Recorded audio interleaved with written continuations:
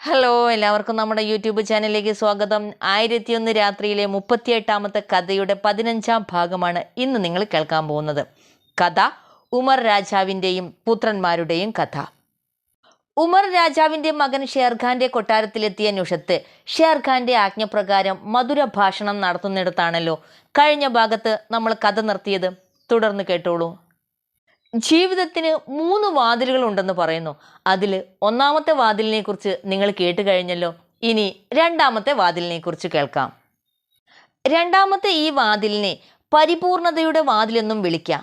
പക്ഷേ ഏറ്റവും വലിയ ഈ വാതിലിൽ കൂടി കടന്നു പോകണമെങ്കിൽ ജന്മസിദ്ധമായ കഴിവുകൾ വേണം. ചില ഉദാഹരണങ്ങൾ മാത്രം ചൂണ്ടിക്കാണിക്കാം. കഥ ഇത്രയും ആയപ്പോഴേക്കും നേരം പുലർന്നത് കണ്ട് ഷഹറസാദ് കഥ പറച്ചിൽ നിർത്തി. അടുത്ത രാത്രി അവർ വീണ്ടും കഥ തുടർന്നു. രസിക്കനും കുറുങ്കാലനുമായ അബൂബാഹർ ഇബ്നു കൈസ് ഒരിക്കൽ ഖലീഫ മുആമിയെ കാണാൻ ചെന്നു. എന്തെങ്കിലും ഉപദേശം തരാനുണ്ടോ എന്ന് ഖലീഫ ചോദിച്ചപ്പോൾ അബൂബഹർ പറഞ്ഞു, വെള്ളിയാഴ്ച ക്ഷൗരം ചെയ്യാനും പല്ല് തേക്കാനും നഖം മുറിക്കാനും പാടില്ല, അത് പാപമാണ്. നിനക്ക് സ്വയം എന്ത് ഉപദേശമാണ് നൽകാനുള്ളതെന്ന് ചോദിച്ചപ്പോൾ അയാൾ പറഞ്ഞു, ഓരോ ചുവടായി മുന്നോട്ട് നീങ്ങുക, അതേസമയം 2 ചുവടിലും ദൃഷ്ടിയുറപ്പിക്കുക എന്നതാണ് എന്നോട് തന്നെയുള്ള എൻ്റെ ഉപദേശം.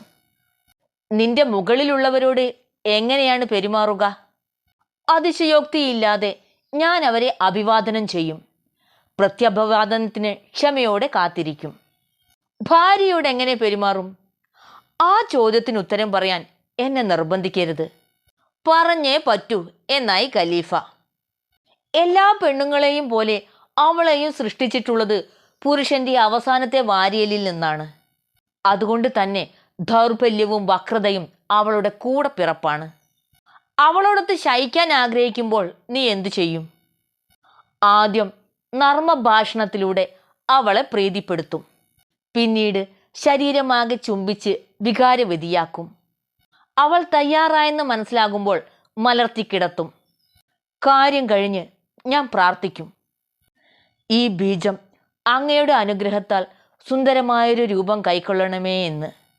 എന്നിട്ട് ഞാൻ എഴുന്നേറ്റ് 2 കൈകളിലും വെള്ളമെടുത്ത് അംഗശുദ്ധി വരുത്തും. അവസാനമായി എനിക്ക് സന്തോഷം പ്രദാനം ചെയ്തതിന് അല്ലാഹുവിന് നന്ദി പറയും. നിന്റെ മറുപടി ഉചിതമായി, ഖലീഫ പറഞ്ഞു. നിനക്കെന്തു വേണമെങ്കിലും ഞാൻ തരാം. അങ്ങയുടെ ഭരണം നീതിപൂർവമാക്കണം, അതുമാത്രമാണ് എൻ്റെ ആവശ്യം എന്ന് പറഞ്ഞ് അബൂബഹർ പോയി. ഖലീഫ പറഞ്ഞു, ഇറാഖിൽ ബുദ്ധിമാനായി ഈ ഒരു മനുഷ്യൻ മാത്രമേ ഉള്ളുവെങ്കിൽ എന്ത്, അത് ധാരാളം മതിയല്ലോ. ഈ സമയം നേരം പുലർന്നതിനാൽ ഷഹറസാദ് ഔചിത്യപൂർവം മൗനം പാലിച്ചു. അടുത്ത രാത്രി വീണ്ടും അവർ കഥ തുടർന്നു. നുഷത്ത് പ്രഭാഷണം ഇങ്ങനെ തുടർന്നു. ഖലീഫ ഉമർ ഇബ്നു അൽ ഖട്ടബ് നാടുവാണപ്പോൾ മഹാനായ മുഐബിക്ക് ആയിരുന്നു ഖജനാവ് സൂക്ഷിപ്പുകാരൻ. ഒരിക്കൽ ഉമറിന്റെ ഇളയ മകൻ ആയയോടൊപ്പം ഖജനാവ് കാണാൻ പോയി. മുഐക്കിബ് ആ കുട്ടിക്ക് ഒരു വെള്ളി ദർഹം സമ്മാനിച്ചു. കുറെ കഴിഞ്ഞ് ഖലീഫ ഖജനാവ് സൂക്ഷിപ്പുകാരനെ വിളിച്ചു ചോദിച്ചു, വഞ്ചക, ഞാൻ കേട്ടത് ശരിയാണോ? എന്താണ് തിരുമേനി? വൃദ്ധനാകെ അമ്പരന്നു. എൻ്റെ മകന് ഖജനാവിൽ നിന്ന് 1 ദർഹം നീ കൊടുത്തില്ലേ? നാടിൻ്റെ മുതലാണ് നീ അപഹരിച്ചത്. മുഐക്കിബ് മരിക്കുവോളം ആദരവോടെ പറഞ്ഞിരുന്നു, ഉമറിനെ പോലെ സത്യസന്ധനായ മറ്റൊരാൾ ഈ ഭൂമുഖത്തില്ല. ഒരു ദിവസം രാത്രി ഉമറും അസലാം അബു സായിദും നടന്നു പോകുമ്പോൾ അകലെ ഒരിടത്ത് തീ എരിയുന്നത് കണ്ടു. അടുത്ത് ചെന്ന് നോക്കിയപ്പോൾ ഒരു പാവപ്പെട്ട സ്ത്രീ അടുപ്പ് കൂട്ടി എന്തോ പാകം ചെയ്യുന്നതാണ്. 2 കൊച്ചു കുട്ടികൾ അടുത്തിരുന്ന് കരയുന്നുണ്ടായിരുന്നു. കലത്തിൽ എന്താണെന്ന് ഉമർ ചോദിച്ചു. ഈ കുഞ്ഞുങ്ങൾ വിശപ്പും തണുപ്പും കൊണ്ട് ചാകാറായി. ഇവർക്ക് കൊടുക്കാൻ അല്പം വെള്ളം ചൂടാക്കുകയാണ്. ഞങ്ങൾ പട്ടിണി കിടക്കുന്നതിനെക്കുറിച്ച് എന്നെങ്കിലും ഒരിക്കൽ അല്ലാഹു ഖലീഫ ഉമറിനോട് ചോദിക്കാതിരിക്കില്ല, ആ സ്ത്രീ പറഞ്ഞു.